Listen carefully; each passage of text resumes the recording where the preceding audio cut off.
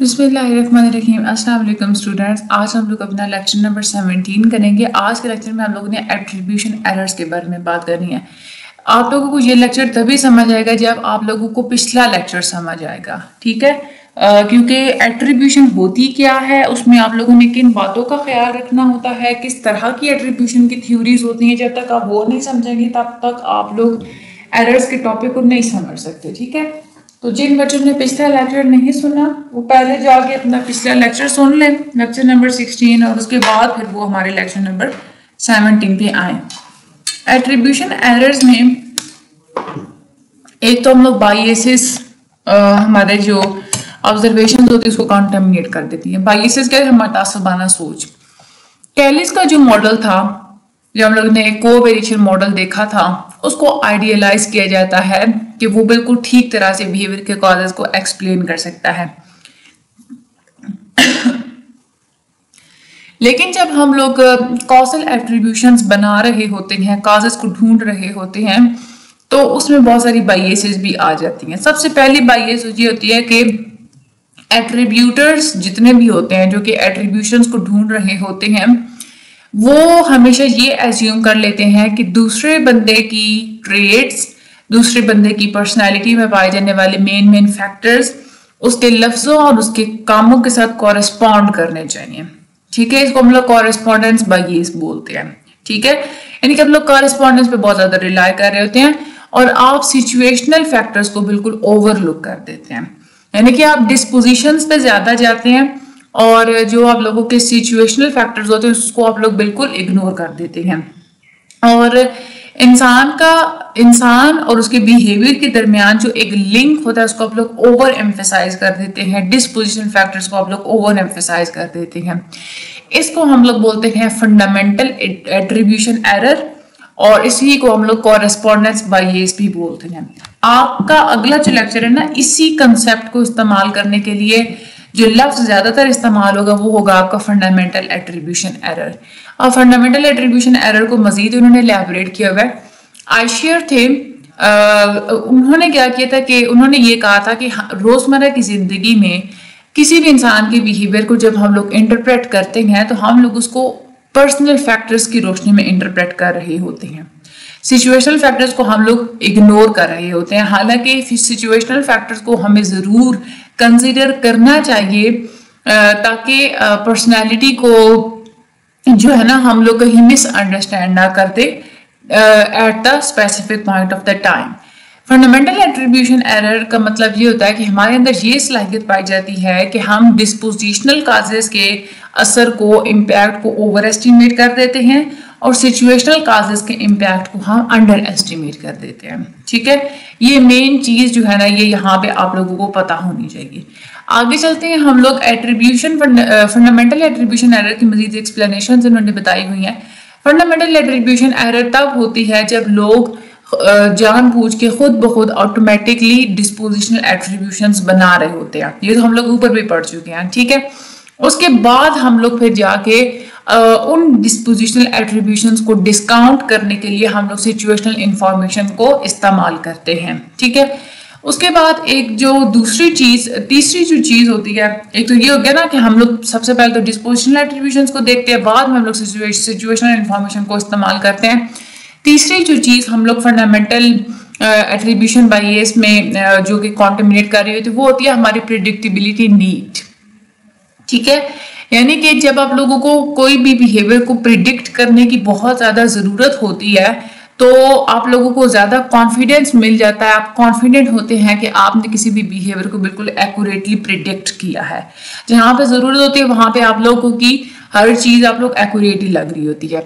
चौथी जो चीज that is a perceptual silence, यानी कि इंसान जिसको आप लोग ऑब्जर्व कर रहे हैं उसको आप लोग पूरी सिचुएशन का सबसे ज्यादा इंपॉर्टेंट एस्पेक्ट समझते हैं, सबसे ज्यादा इंपॉर्टेंट एस्पेक्ट आप लोग उसको परसेप्ट कर रहे होते हैं।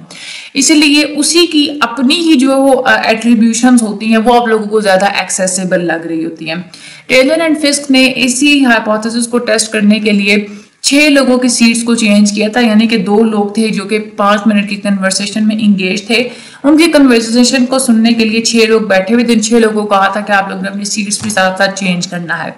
अब ऑब्जर्वेशंस, जो ऑब्जर्वर्स थे वो इस तरह से बैठे हुए थे कि एक वो सिचुएशन जिसमें ए सामने था, बी सामने नहीं था, एक वो सिचुएशन जिसमें बी सामने था, ए सामने नहीं था, यानी कि एक बंदा सामने था दूसरा नहीं था, और एक वो सिचुएशन जिसमें दोनों ही बंदे सामने थे।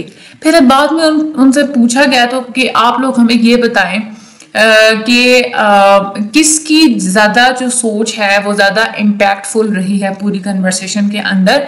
तो लोगों ने यही बताया था कि जिस इंसान के फेस को वो देख रहे थे, जिस इंसान का फेस उनको नजर आ रहा था, वही उनको सबसे इम्पोर्टेंट बंदा लग रहा था। यानी कि इसका मतलब क्या है कि आप लोगों की परसेप्चुअल साइलेंस होती है, सलाइनेंस होती है कि जिस बंदे को आप लोग ऑब्जर्व कर रहे होते हैं ना, आप लोग उसको सबसे ज्यादा इंपॉर्टेंट समझ रहे होते हैं, इसीलिए आप लोग उसकी ही इंटरनल एट्रीब्यूशन, उसकी अपनी डिस्पोजिशनल फैक्टर्स ज्यादा आप लोगों को इम्पोर्टेंट लग रही होती हैं। उसके बाद एक और जो मेन वजह होती है फंडामेंटल एट्रीब्यूशन एरर के पीछे, वो होती है कल्चरल डिफरेंसेस। कल्चरल डिफरेंसेस में ये मैं देखने के ये हमने बात देखी गई है ये वाली कि fundamental attribution error individualist culture में ज्यादा देखा जाता है as compared to the collectivist culture. क्योंकि हम लोग क्या करते हैं कि इंडिविजुअलिस्ट कल्चर में सिर्फ एक अलग अलग इंसान पे फोकस किया जाता है ना, उसको हम लोग ग्रुप का एक मेंबर के तौर पे नहीं देखते। कलेक्टिविस्ट कल्चर में हम लोग हर इंसान को किसी ग्रुप मेंबर के तौर पे देखते हैं, ठीक है। तो जब आप लोग एक इंसान को अकेले ही देख रहे हैं तो वहां पे आप लोग उसके डिस्पोजिशनल फैक्टर्स के ऊपर ज्यादा रिलाई करेंगे। यहाँ से ये बात भी सामने है कि सोशल लर्निंग बहुत ज्यादा कंट्रीब्यूट करती है किसी भी अफेक्ट की एक्सप्लेनेशन के अंदर। वो लोग जिनका जो ताल्लुक रखते हैं नॉन वेस्टर्न कल्चर से, वो सिचुएशनल और कंटेक्चुअल इंफॉर्मेशन को ज्यादा पहले समझते हैं, फिर उसके बाद कोई एट्रीब्यूशंस वगैरह क्रिएट करते हैं। कल्चर्स जरूरी नहीं है कि वो खुद ही इंसान को इंडिपेंडेंट बनाती हों या कलेक्टिविस्टिक बनाती हों, बल्कि ये सिचुएशनल फैक्टर्स होते हैं जिसकी बुनियाद पे आप लोग अपने सेल्फ कंसेप्ट्स ड्रॉ कर लेते हैं। खैर, एक हमने बायस पढ़ी कि एक तो आप लोगों का एट्रीब्यूशन एरर में बायस पाई जाती है, that is a fundamental attribution bias, यानी कि कॉरेस्पॉन्डेंस बायस। दूसरी जो बायस पाई जाती है वो होती है एक्टर ऑब्जर्वर बायस। इसका मतलब क्या है कि लोग अपने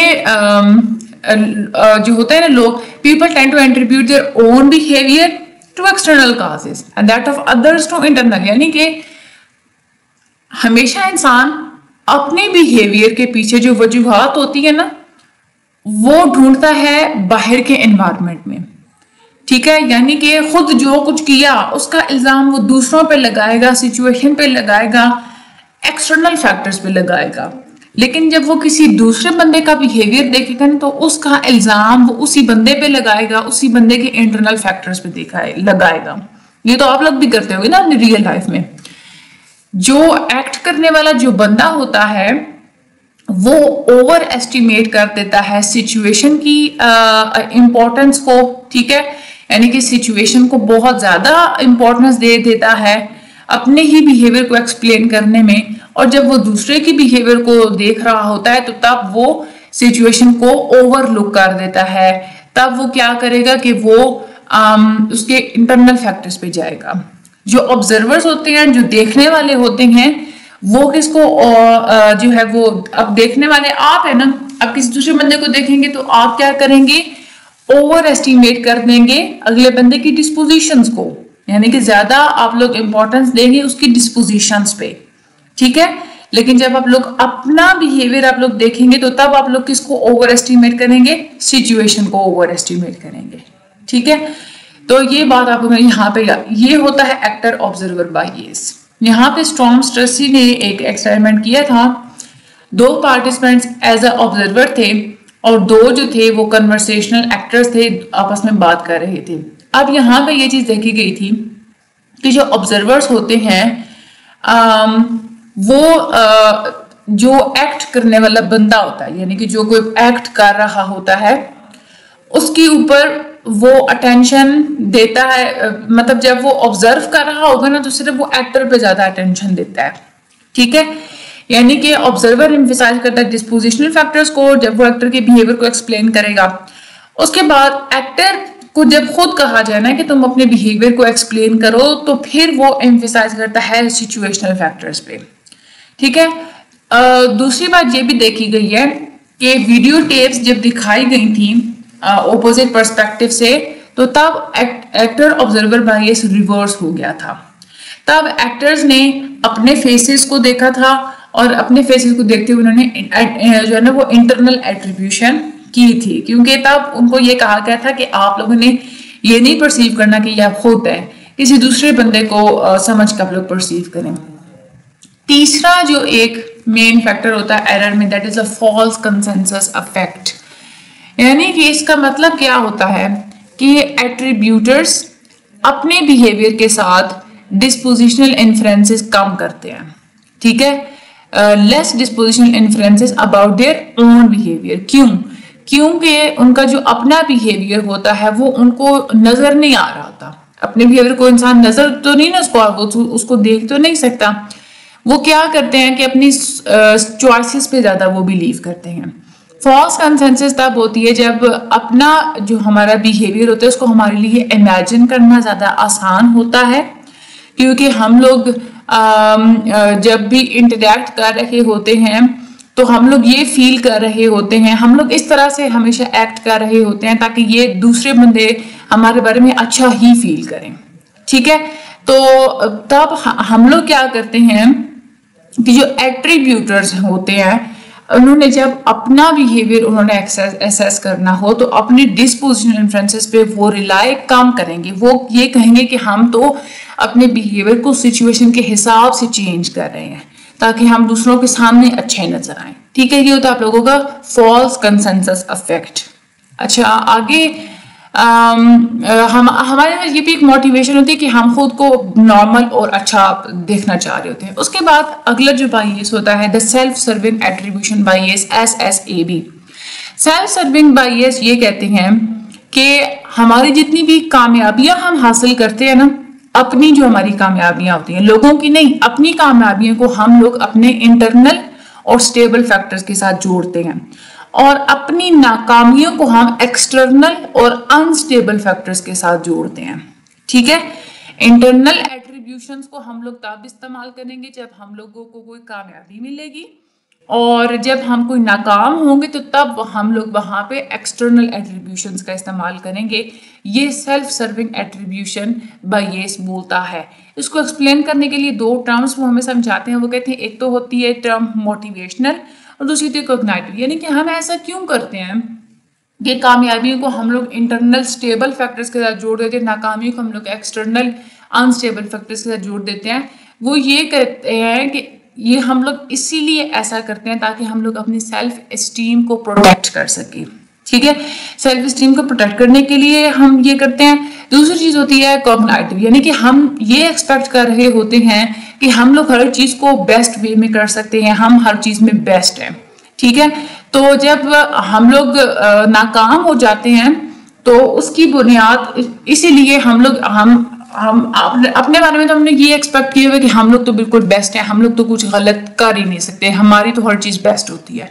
तो जब कोई नाकामी हो जाती है तो वो हम लोग खुद थोड़ी अपने साथ जोड़ेंगे, वो तो हम लोग बाहर के सोर्सेज के साथ जोड़ देंगे।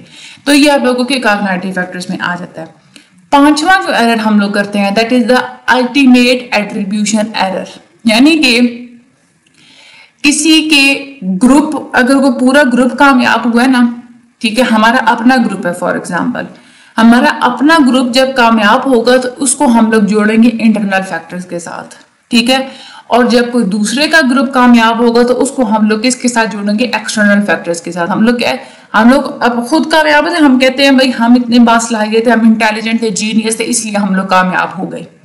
लेकिन दूसरों का फॉर एग्जाम्पल ग्रुप है, दूसरों की अगर किसी दूसरे मुल्क की क्रिकेट टीम जीत गई तो आप लोग उसको एक्सटर्नल फैक्टर्स के साथ जोड़ेंगे, भाई लक काम कर गई है उनकी या इस तरह से, ठीक है।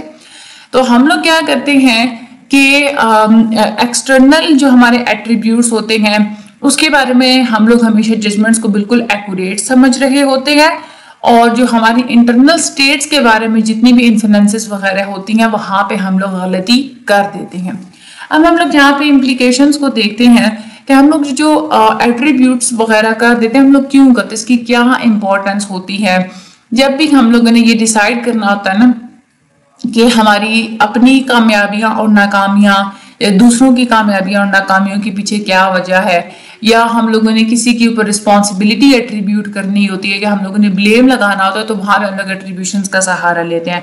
फॉर एग्जांपल अगर हम लोग कामयाबी या नाकामी की एट्रीब्यूशन अगर हम लोग समझें, तो अगर हमारी अपनी कामयाबी होगी तो अपनी कामयाबी को लोग किसके साथ जोड़ते हैं, इंटरनल काजेस के साथ, ठीक है, और अपनी नाकामी को किसके साथ जोड़ते हैं, एक्सटर्नल काजेस के साथ, ताकि अपनी सेल्फ एस्टीम को महफूज रख सकें। इसी तरह से लोग अपनी कामयाबियों को स्टेबल काजेस के साथ जोड़ते हैं और अपनी नाकामियों को अनस्टेबल काजेस के साथ जोड़ते हैं, ताकि उनको ना एक उम्मीद होती है कि वो आगे जो फ्यूचर में जो है ना वो ज्यादा फिर कामयाबी हासिल कर सकेंगे। उसके बाद लोग क्या करते हैं, people who attribute another person sufferings to, यानी कि कोई दूसरा इंसान जब सफर कर रहा होता है ना तो इंसान उसकी सफरिंग्स को, उसकी दुख दर्द को अनकंट्रोलेबल काजेस के साथ जो है ना वो जोड़ देता है। कह देते कि बस उन पे बुरा वक्त आया हुआ है, बस उनकी किस्मत में ये लिखा हुआ था, इस तरह से हम लोग कह देते हैं। और हम उन पे तरस ज्यादा खा रहे होते हैं, गुस्सा कम कर रहे होते हैं, लेकिन हमारे अंदर वो ख्वाहिश भी कम हो जाती है कि हम उनकी हम लोग हेल्प आउट करें, ठीक है। और लेकिन वो लोग जो दूसरे लोगों की सफरिंग्स को कंट्रोलेबल काजेस के साथ जोड़ रहे होते हैं कि भाई जो वजूहात उनको कंट्रोल किया जा सकता है, वो लोग ज्यादा हेल्प करने के लिए आगे भी बढ़ते हैं, क्योंकि उनको पता होता है कि जब हम लोग काजेस को कंट्रोल कर लेंगे तो अगले बंदे का मसला भी हल हो जाएगा। इसी तरह से हम लोगों ने ये भी देखा कि कलेक्टिविस्ट कल्चर जो होते हैं वो डिस्पोजिशनल एट्रीब्यूशंस की तरफ कम बायस्ड होते हैं, वो डिस्पोजिशनल एट्रीब्यूशंस की तरफ नहीं जाते। अगर किसी ने मर्डर भी कर दिया, लेकिन जो लोग होते हैं इंडिविजुअलिस्टिक कल्चर से वो ज्यादातर बायस्ड होते हैं डिस्पोजिशनल एट्रीब्यूशंस की तरफ, ठीक है। ये था हमारा आज का लेक्चर। अगला जो हमारा लेक्चर होगा उसमें हम लोग सोशल कॉग्निशन के बारे में पढ़ेंगे। आसान सा है आप लोगों का अगला लेक्चर भी। आज का जो लेक्चर है ना, इसमें हम लोगों ने कुल 5 तरह के हम लोगों ने एरर्स पढ़ा था। ये 5 एरर्स आप लोगों के लॉन्ग क्वेश्चन के हिसाब से बहुत ज्यादा इंपॉर्टेंट हैं।